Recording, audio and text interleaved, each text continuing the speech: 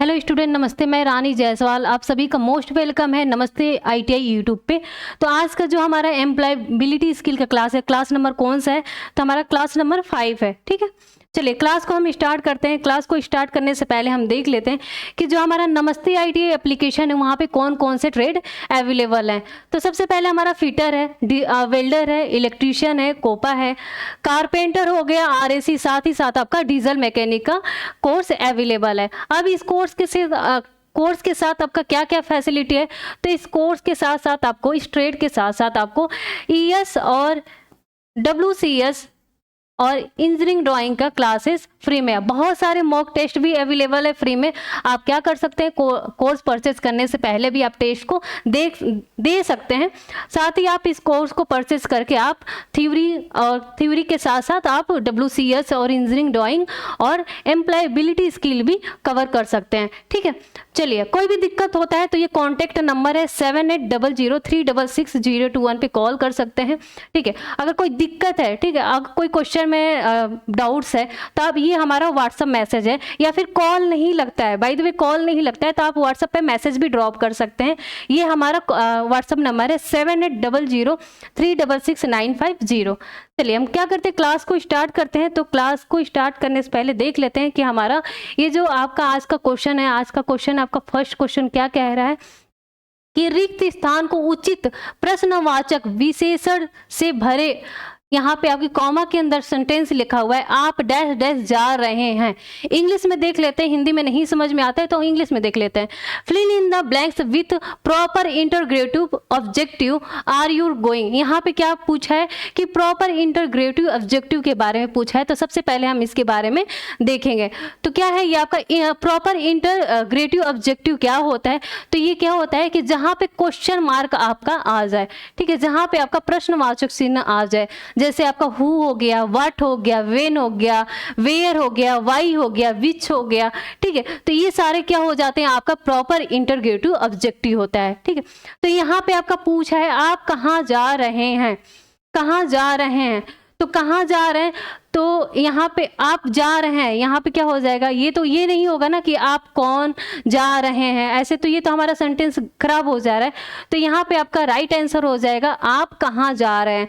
अगर हम यूज करें यहाँ पे आप कौन सा जा रहे हैं, तो क्या ये हमारा सेंटेंस सही है? नहीं है, नहीं बैठ रहा है ना सेंटेंस सही।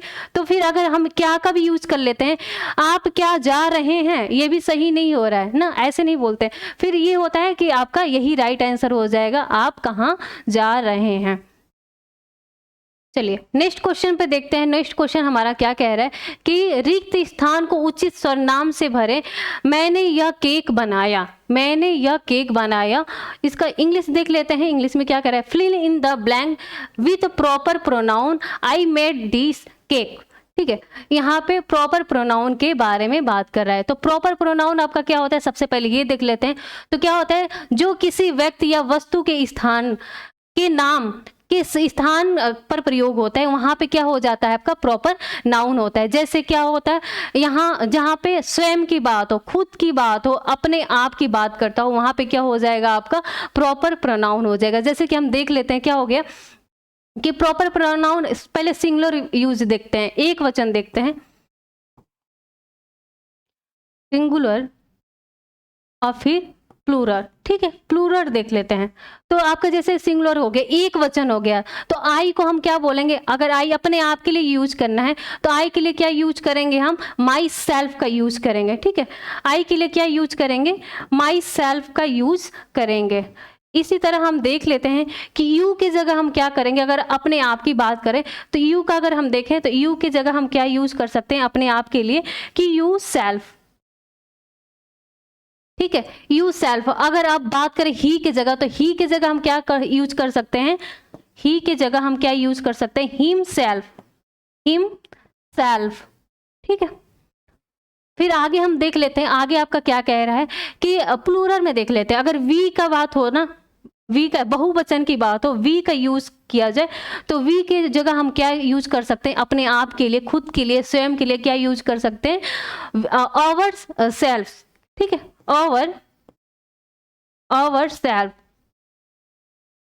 ठीक है, इसी तरह और देख लें, यू के लिए हम क्या यूज कर सकते हैं, तो यू के लिए क्या यूज कर सकते हैं, यू योर सेल्फ, ठीक है, योर सेल्फ।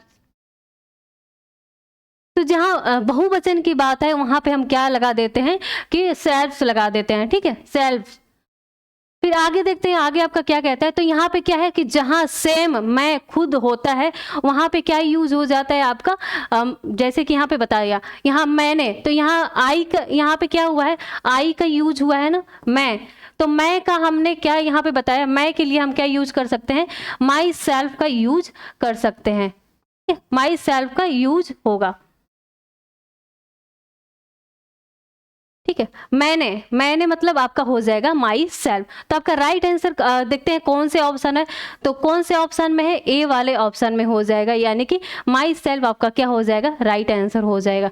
चलिए नेक्स्ट क्वेश्चन पे देखते हैं। नेक्स्ट क्वेश्चन आपको क्या कहता है कि fill in the blank with proper reflexive noun she was hurt, ठीक है, उसने चोट पहुंचाई है, उसने चोट पहुंचाई है। चलिए आगे देखते हैं, अब क्या होता है प्रॉपर रिफ्लेक्सिव नाउन क्या होता है, तो प्रॉपर रिफ्लेक्सिव नाउन के बारे में हम देखेंगे।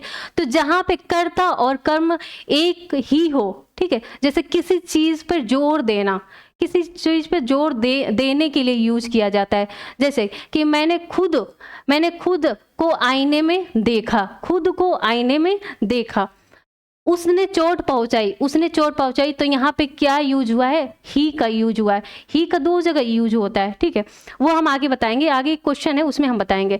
तो ही का आपका फीमेल और मेल दोनों में यूज होता है, वो डिपेंड करता है सेंटेंस के ऊपर, ठीक है। तो ये क्या है कि अपने आप में क्या हो गया, जैसे कि वो अपने आप काम करता है, मतलब खुद पे जोर देना।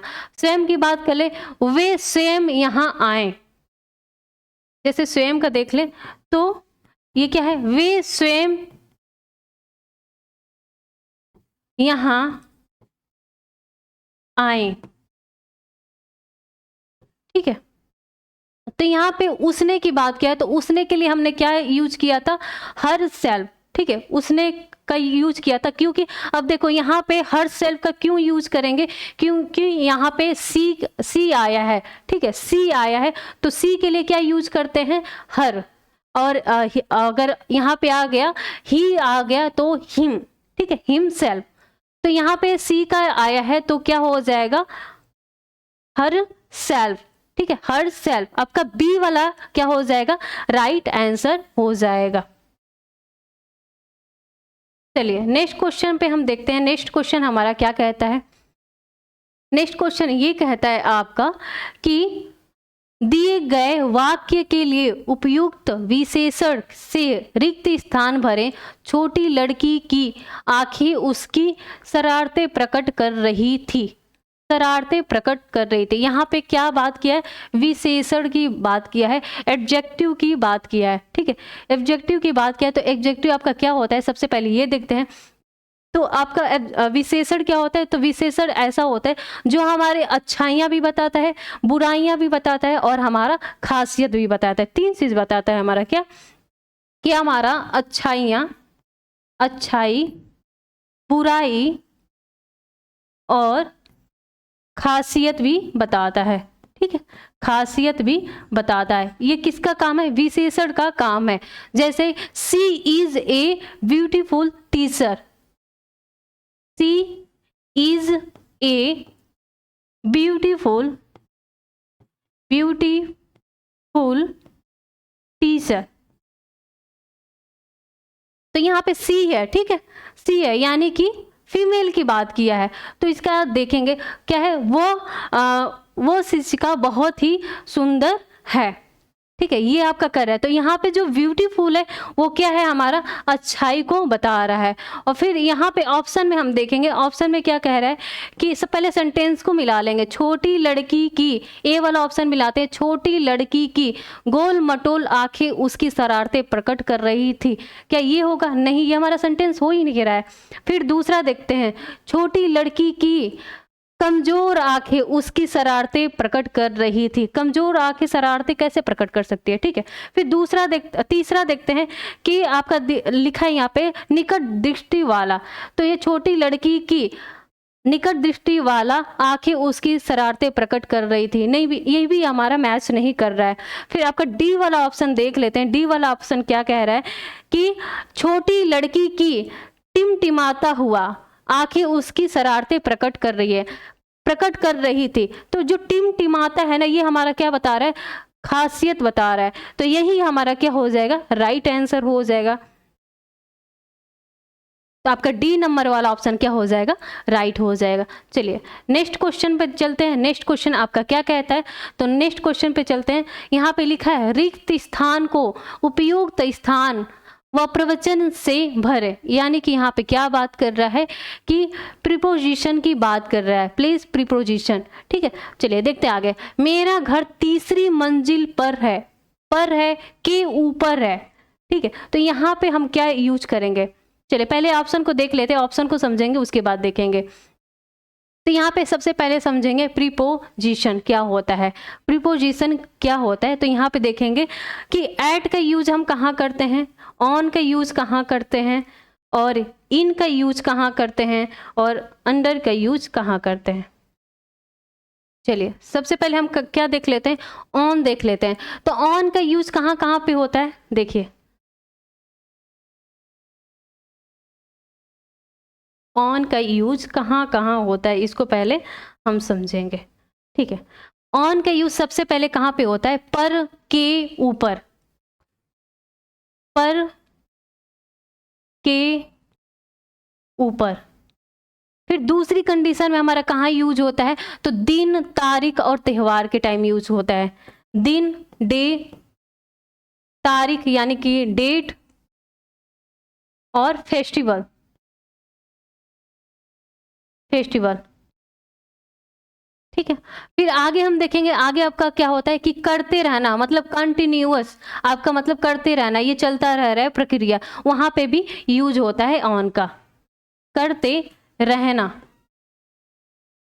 चलिए ये तो हो गया ऑन, ऑन हो गया। इसके बाद हम देखेंगे क्या, इन के बारे में देखेंगे। तो इन का यूज कहाँ कहाँ होता है, तो इन का यूज होता है मे या फिर के अंदर भी होता है। जहां मे आ जाए या फिर के अंदर, ये दोनों एक साथ आ जाए, वहां पे आपका क्या होता है, इन का यूज होता है। दूसरा आपका क्या कंडीशन होगा कि जहां साल और महीना आ जाए, यानी कि ईयर और मंथ आ जाए, आपका ईयर्स और मंथ आ जाए, वहां पे भी आपका क्या यूज होता है, इन का यूज होता है। फिर आपका तीसरा क्या हो जाए, जहां पे आपका मे यानी कि इमोशन वर्ड आ जाए कि मैं तो भगवान में विश्वास नहीं रखता।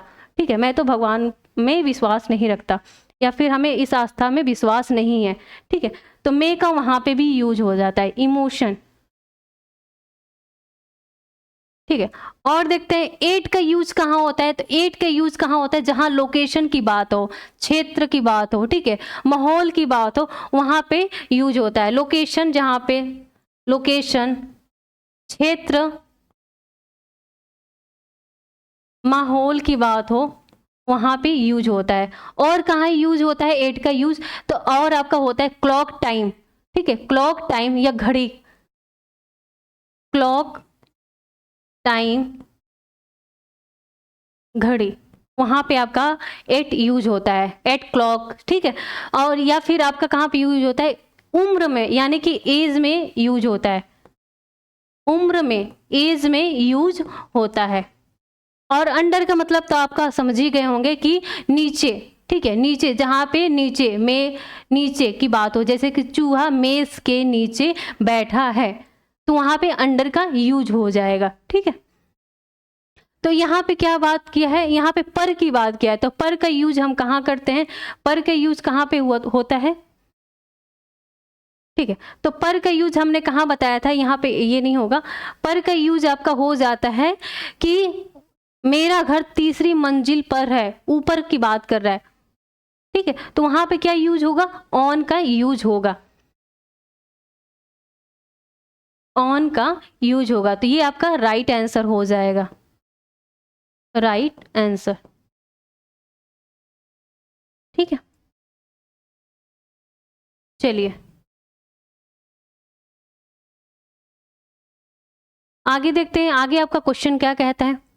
तो 6th नंबर वाला आपका क्वेश्चन क्या कह रहा है कि fill in the correct question word is the speaker at the function.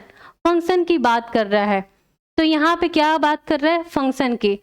तो सही प्रश्न, शब्द भरे समारोह में वक्ता कौन है।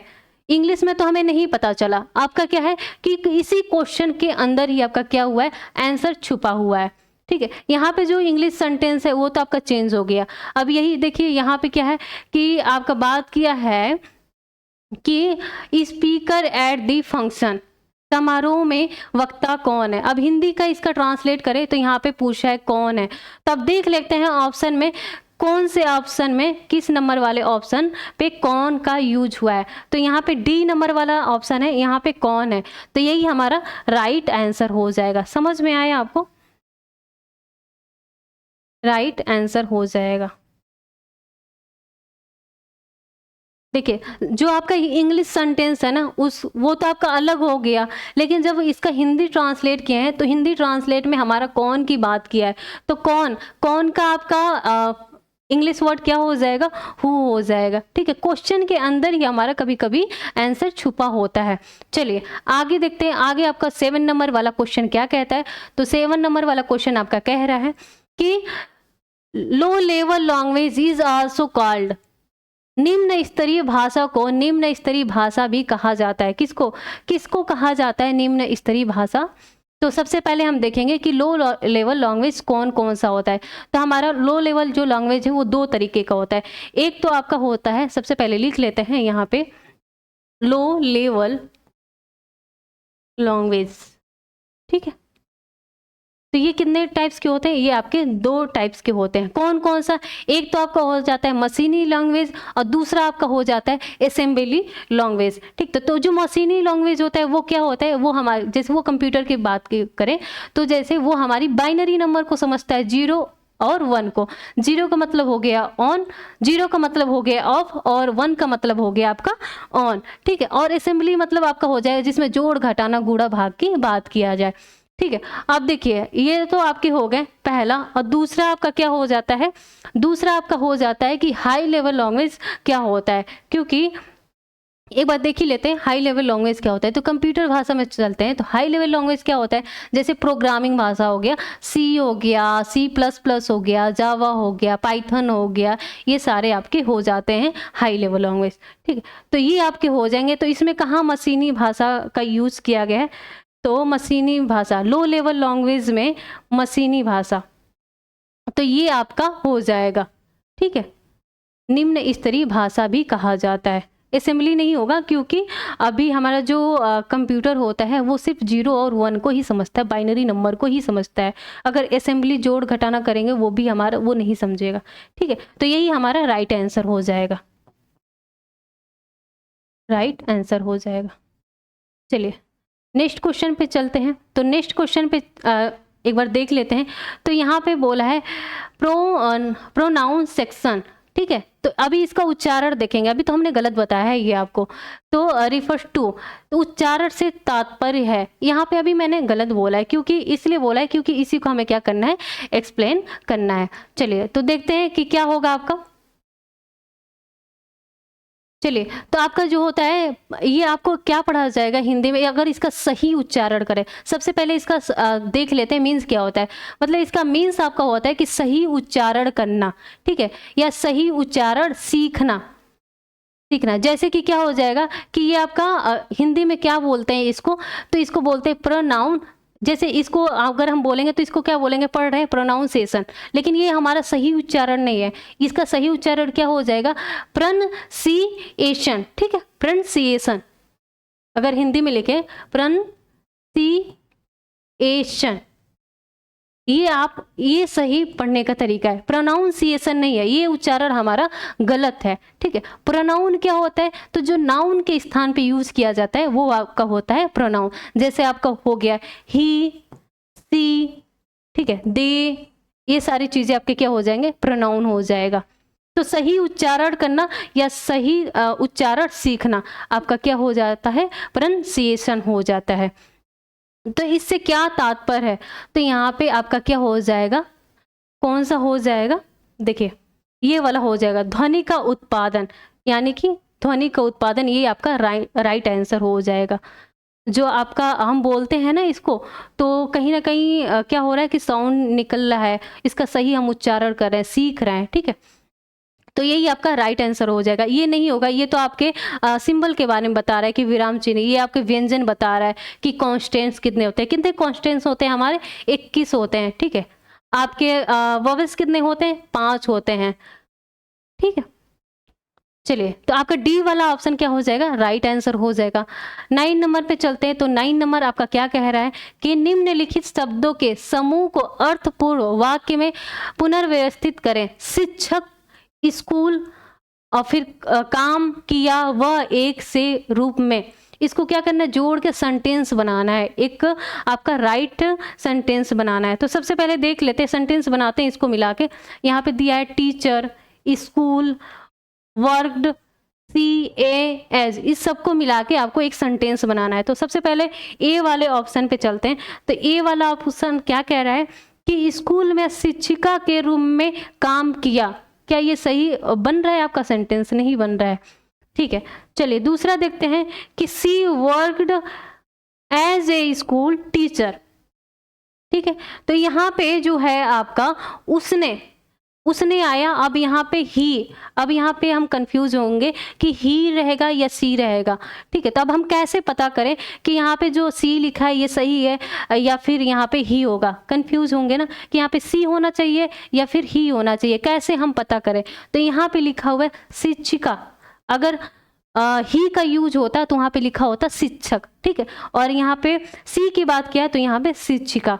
तो ये यानी कि इसको एक बार देख लेते हैं सेंटेंस को कि उसने स्कूल में शिक्षिका के रूप में काम किया। तो यही हमारा सही सेंटेंस लग रहा है, तो यही हमारा राइट आंसर हो जाएगा। ये रॉन्ग हो गया तो ये हमारा राइट हो गया, तो यही हमारा राइट आंसर होगा। आगे हमें देखने की ज़रूरत इसलिए नहीं पड़ा है क्योंकि अगर तीसरा ऑप्शन कहता कि ए बी, तब हम उसको एक बार चेक करते हैं। यहाँ पे ऐसा कुछ नहीं दिया हुआ है, तो यही हम आपका बी वाला ही राइट आंसर मान के चलेंगे, ठीक है।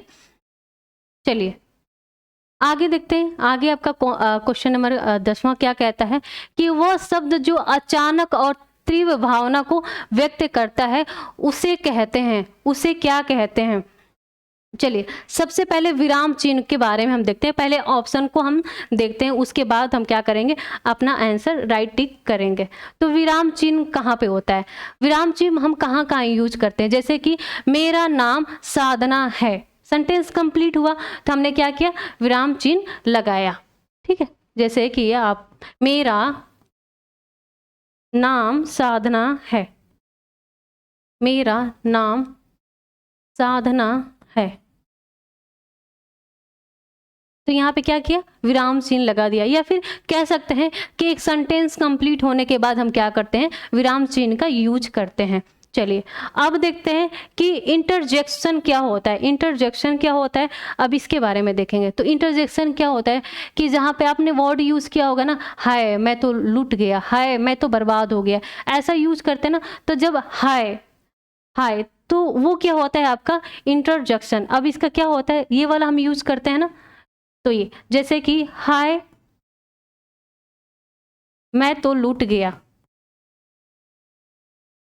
लूट गया, या फिर हाय मैं तो बर्बाद हो गया, हाय ये तुमने क्या कर दिया, ऐसे यूज करते हैं ना।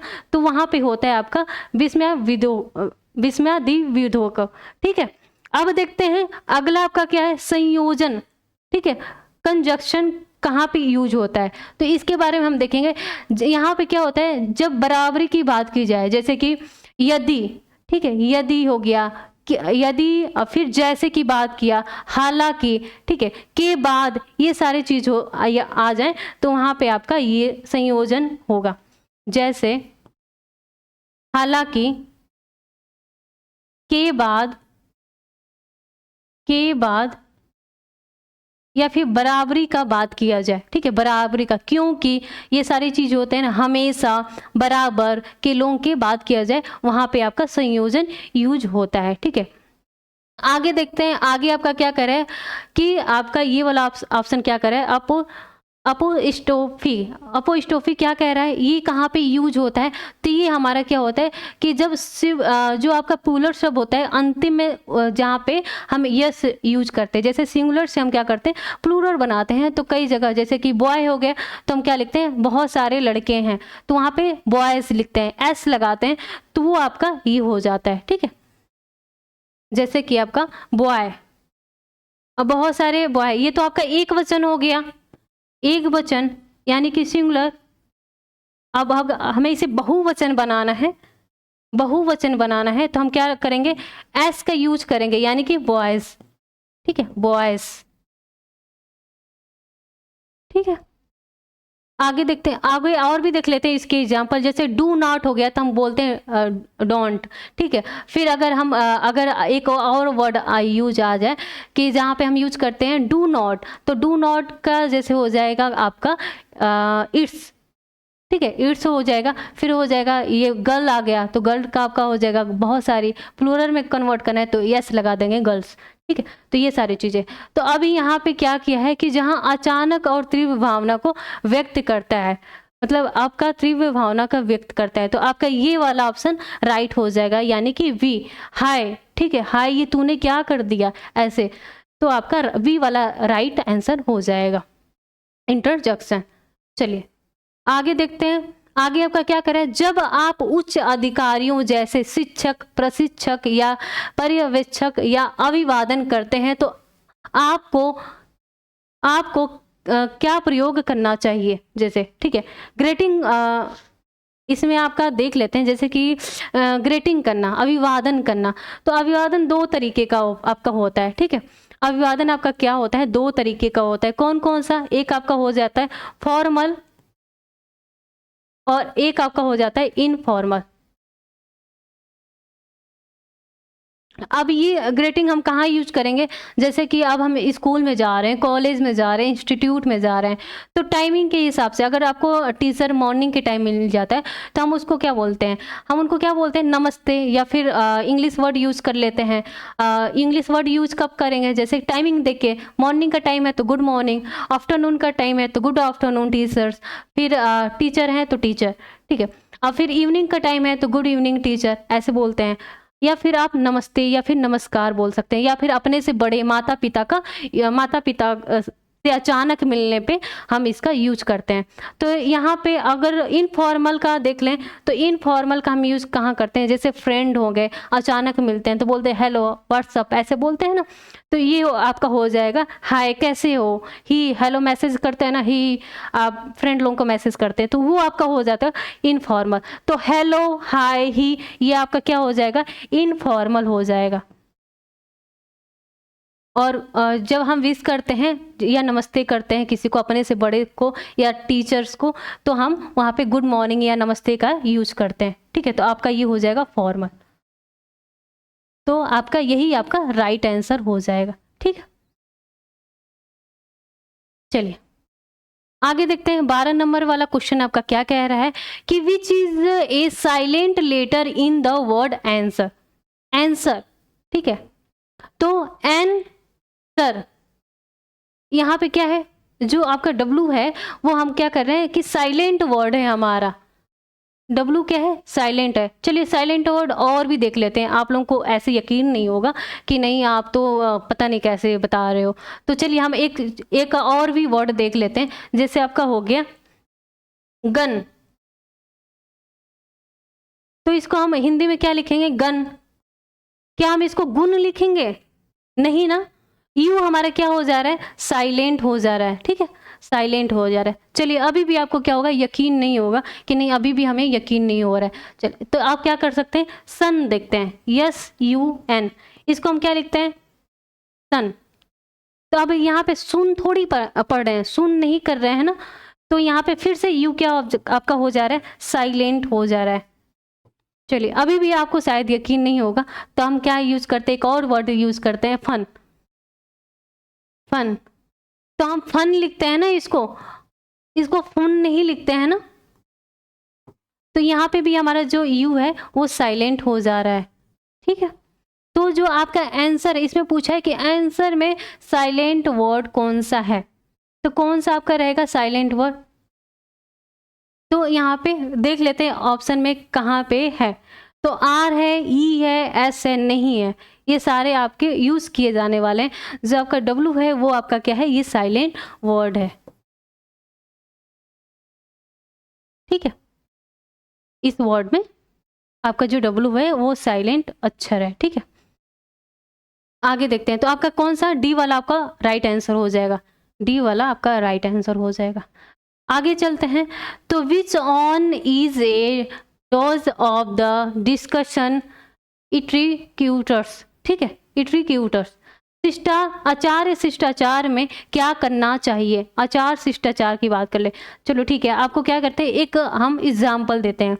आप आईटीआई कर रहे हो, ठीक है, आईटीआई कर रहे हो तो कहीं ना कहीं ईएस आप पढ़ रहे हैं। जो 1 साल का ट्रेड है वो भी, जो 2 साल के ट्रेड है उनको भी पढ़ना है। तो कहीं ना कहीं आपके प्रैक्टिकल होंगे। तो प्रैक्टिकल तो आपके एक ही होंगे, किससे, ट्रेड से, ट्रेड से होंगे ना प्रैक्टिकल आपके। फिर लेकिन आप तो इसके साथ साथ और भी चीज़ें पढ़ रहे हैं। जो 2 साल के कोर्स हैं उनको works of science and calculation भी पढ़ना है, इंजीनियरिंग ड्राइंग भी पढ़ना है, ईएस भी पढ़ना है, एम्प्लॉयबिलिटी स्किल भी पढ़ना है। ठीक है, लेकिन आपका जो प्रैक्टिकल होगा वो आपका ट्रेड से होगा। ठीक है, प्रैक्टिकल आपका क्या होने वाला है, ट्रेड से होने वाला है। तो अब बाकी ये सब्जेक्ट क्या हमारा प्रैक्टिकल नहीं होगा? आपके मन में यही तो क्वेश्चन चल रहा है ना कि क्या इस सब्जेक्ट से क्या हमारा प्रैक्टिकल प्रैक्टिकल नहीं होगा? चलिए यहाँ पे समझ जाइएगा। ठीक है, प्रैक्टिकल। तो आप सोच रहे होंगे कि क्या इस सब्जेक्ट से हमारा प्रैक्टिकल नहीं होगा? होगा। कैसे होगा? तो आपका क्या होता है, ट्रेड के साथ ही आपका पूछा जाता है। जब आप उसमें आपको लिखने का आता है, रिटेन भी आता है लिखने का। फिर वो बुलाते हैं वाइवा के लिए। वाइवा होता है ना, वाइवा आपके इतने नंबर के हैं, 20 नंबर के, 30 नंबर के, 50 नंबर के। तो उस टाइम क्या होता है कि उस टाइम आपके प्रैक्टिकल होता है कि आप क्वेश्चन अगर आपसे किया जा रहा है तो किस तरीके का आंसर दे रहे हैं, अगर राइट आंसर दे रहे हैं तो कैसे दे रहे हैं। टीचर का क्वेश्चन जब पूछ रहे हैं खत्म होने के बाद आप आंसर दे रहे हैं, या फिर टीचर आपसे क्वेश्चन पूछ रहे हैं, अगर आपको आ रहा है, ज़्यादा आपको नॉलेज है, ठीक है, तो आप क्या करते हैं, टीचर की बात काट दे रहे हैं और फटाक से पहले आंसर बता दे रहे हैं। तो ये रॉन्ग हो जाएगा आपका। सबसे पहले क्या करना होता है कि अगर कोई हमसे क्वेश्चन करता है तो पहले उसको सुनो आप, उसके बाद उसका आंसर देना। ठीक है, तो ये सारी चीज़ें होंगे। फिर दूसरी बात आपका हो जाता है कि इसमें आपका होता है ग्रुप डिस्कशन। ग्रुप डिस्कशन में आपका क्या होता है कि पहले जो भी आपके ग्रुप डिस्कशन में जो भी लोग रहेंगे, अगर किसी टॉपिक को लेके आपको ग्रुप डिस्कशन करना है तो एक लोग उसके पॉजिटिव होते हैं, एक लोग निगेटिव होते हैं। फिर दोनों का मिक्सअप करके कंक्लूजन किया जाता है कि भाई ये अच्छाइयाँ है इसके, ये बुराइयाँ भी हैं इसके। तो इसमें ऑप्शन देखते हैं, ये तो हमने समझ लिया। तो ये बोल रहा है कि आचार्य शिष्टाचार में क्या करना चाहिए, यानी कि डिस्कशन में हमें क्या करना चाहिए। तो अपने आप में ना खोएं, ऐसे लिख सकते हैं कि अपना, ये थोड़ा सा गलत टाइप हुआ है। ठीक है, तो फिर कह रहा है दूसरों की बात सुने, दूसरों की बात सुने। फिर यहाँ पे आगे देखने की ऑप्शन ज़रूरत ही नहीं है, क्योंकि हमें यहीं पे सही लग रहा है। क्योंकि पहले हमने क्या बताया कि पहले बात को सुनना है, उसके बाद क्या करना है, आपको आंसर देना है। ठीक है, तो ये आपका क्या हो जाएगा, यही बी वाला आपका राइट आंसर हो जाएगा। चलिए आगे देखते हैं। आगे आपका क्या कह रहा है कि which one is a don't of discussion intricate. तो अब इसमें आपका क्या कह रहा है, एक ए वाला ऑप्शन देखते हैं कि खुले दिमाग से काम ले, खुले दिमाग से काम ले। आगे भी ऑप्शन देख लेते हैं, संयमित स्वर का प्रयोग करें। तीसरा ऑप्शन क्या करे, दूसरों की बात सुने। फिर डी वाला आपका ऑप्शन कह रहे हैं अनावश्यक बहस ना करें। तो खुले दिमाग से काम ले, ये तो हमारा राइट आंसर हो गया। अगर कोई हमें समझा रहा है तो उसको पहले देखें, मतलब उसको पहले सोचें, उनको सुने, क्या कह रहे हैं, क्या उनकी बातें हैं। अगर कोई टॉपिक दिया है तो उस टॉपिक पे हम क्या सोच सकते हैं। ठीक है, तो खुले दिमाग से काम लें, ठीक है, आगे हमें क्या बोलना है ये सारी चीज़ें हमें माइंड में रखना होगा कि हमें किसी से कैसे बात करना है, क्या वर्ड यूज़ करना है। ठीक है, आगे देखते हैं, संयमित स्वर का प्रयोग करें, सही बात है। फिर दूसरों की बात सुने, पहले दूसरों की बात सुने फिर अपनी राय रखें। डी वाला ऑप्शन क्या करें, अनावश्यक बहस न करें, कभी भी बहस नहीं करना है डिस्कशन में, सिर्फ अपनी बात रखना है। तो यही वाला आपका, ये सारी चीज़ें तो आपके सही हो जाएंगे, लेकिन इसमें बोला है कि आचार्य शिष्टाचार में कौन सी बात नहीं है, कौन सी बात यानी कि कौन सा हमें रूल फॉलो नहीं करना है, तो अनावश्यक बहस नहीं करना है। तो यही आपका क्या हो जाएगा, राइट आंसर हो जाएगा। ठीक है, चलिए आगे आपका क्या करें, कंप्यूटर का मस्तिष्क कौन सा है, कंप्यूटर का मस्तिष्क कौन सा है। इसको क्वेश्चन को पहले बाद में देखेंगे, पहले क्या करते हैं हम ऑप्शन को पहले समझते हैं। आपका कीबोर्ड क्या होता है, आपका इनपुट होता है। क्या होता है, इनपुट होता है। यानी कि अगर हमें कंप्यूटर अगर आउटपुट लेना है, देखना है मॉनिटर के ऊपर क्या लिखा हुआ है, तो सबसे पहले अगर हम इनपुट नहीं देंगे कीबोर्ड से, हमें चाहिए कि हमें आउटपुट दे वाट, तो हम लिखेंगे कीबोर्ड से, लिखेंगे WAT वाट, तो वो हमें आउटपुट देगा। तो ये आपका क्या होता है, इनपुट होता है। फिर CPU को देखेंगे, CPU का पहले फुल फॉर्म देखेंगे तो सेंट्रल प्रोसेसिंग यूनिट होता है, और यही आपका क्या होता है, कंप्यूटर का दिमाग होता है या फिर कंप्यूटर का मस्तिष्क होता है। ठीक है, आगे देखिए, आगे आपका क्या कह रहा है, तो ये हमारा क्या करता है, CPU। तो CPU हमारा क्या करता है, हमारे दिए गए डाटा को क्या करता है, ये प्रोसेस करता है, फिर हमें क्या करता है, आउटपुट प्रदान करता है। यानी कि कहीं ना कहीं हम कीबोर्ड से क्या कर रहे हैं, कीबोर्ड से इनपुट दे रहे हैं, और यहाँ पे क्या होता है, ये CPU होता है, ये प्रोसेसिंग का काम करता है, फिर उसके बाद हमें क्या करता है, मॉनिटर पे हमें आउटपुट देता है, मॉनिटर पे हमें आउटपुट प्रदान करता है। ठीक है, तो इसी को हम क्या करेंगे कि कंप्यूटर का मस्तिष्क कहेंगे, यही आपका राइट आंसर हो जाएगा। लेकिन ये भी देख लेते हैं आपका मॉनिटर, तो मॉनिटर हमारा क्या होता है, मॉनिटर हमारा आउटपुट होता है, अब हार्ड डिस्क क्या होता है, तो हार्ड डिस्क हमारा क्या होता है, तो हार्ड डिस्क में हम क्या कर सकते हैं, इसमें डेटा स्टोर करके रख सकते हैं। इसको और क्या बोलते हैं, SDD। अब SDD का आपका फुल फॉर्म क्या हो जाएगा, तो इसका फुल फॉर्म हो जाएगा हार्ड डिस्क ड्राइव। ठीक है, हार्ड डिस्क ड्राइव इसका फुल फॉर्म हो जाएगा, हार्ड डिस्क ड्राइव। इसमें हम क्या करते हैं, अपना जो डाटा है ना, हिंदी में क्या बोलेंगे, डेटा को स्टोर करके रख सकते हैं। अब कौन कौन सा डेटा को स्टोर करके रख सकते हैं, जैसे आपके सॉन्ग हो गए, ठीक है, कोई सॉन्ग हो गया, इमेज हो गया, इमेज मतलब पिक्चर हो गया आपका, और क्या कर सकते हैं, इसके अंदर मूवीज़ वगैरह भी हो जाएंगे, फोटोज़ हो जाएंगे, ये सारी चीज़ें हम इसके अंदर स्टोर करके रख सकते हैं। कोई फाइल है उसको भी हम क्या कर सकते हैं, इसके अंदर स्टोर करके रख सकते हैं अपने हार्ड डिस्क में। ठीक है, चलिए, तो हमारा कौन सा ऑप्शन सही होगा, ये, इसका फुल फॉर्म याद रहेगा ना, सेंट्रल प्रोसेसिंग यूनिट। चलिए लिख लेते हैं, सेंट्रल प्रोसेसिंग यूनिट, इसका क्या रहेगा, फुल फॉर्म रहेगा। चलिए नेक्स्ट क्वेश्चन पे चलते हैं। नेक्स्ट क्वेश्चन नहीं है, आज का जो हमारा क्वेश्चन है यहीं तक खत्म होता है। चलिए एक बार फिर से देख लेते हैं, जो हमारा नमस्ते ITI एप्लीकेशन है वहाँ पे कौन कौन से ट्रेड अवेलेबल हैं। तो आपका एक हो गया फिटर, हो गया वेल्डर, हो गया आपका, फिर आपका electrician, COPA, carpenter, RAC, diesel mechanic, और भी बहुत सारे हैं, जैसे ड्राफ्टमैन वगैरह भी है आपका। तो इस कोर्स के साथ साथ आपको क्या क्या फैसिलिटी मिलने वाला है, तो आपको कोर्स के साथ साथ क्या मिलने वाला है, तो इंजीनियरिंग ड्राइंग, आपके WCS और ES यानी कि एम्प्लॉयबिलिटी स्किल का भी क्लासेस इसके अंदर मिलने वाले हैं। साथ में आपको नोट्स मिलेगा, ई-बुक मिल जाएगा, आपको टेस्ट सीरीज मिल जाएगा, ये सारी चीज़ें आपको मिल जाएंगे जो आपके एग्ज़ाम में बेनिफिट करेगा, यानी कि सीधे एग्ज़ाम में पूछे जाने वाली बात कह लो। चलिए, ये कॉन्टैक्ट नंबर है आपका 7800366021 पे कोई भी प्रॉब्लम होता है इस पे कॉल कर सकते हैं। बाय द वे, अगर कॉल नहीं लगता है आपको तो आप क्या कर सकते हैं, इस नंबर पे व्हाट्सअप मैसेज ड्रॉप कर सकते हैं। व्हाट्सअप नंबर क्या है आपका 7800366950। इस पे आप मैसेज कर सकते हैं, या फिर कोई इमेज वगैरह या कोई क्वेश्चन में डाउट्स है तो आप सीधे डायरेक्ट व्हाट्सएप पे सेंड कर सकते हैं। चलिए, मिलते हैं आपको नेक्स्ट क्लास में, तब तक के लिए आप सभी को एक बार फिर से नमस्ते।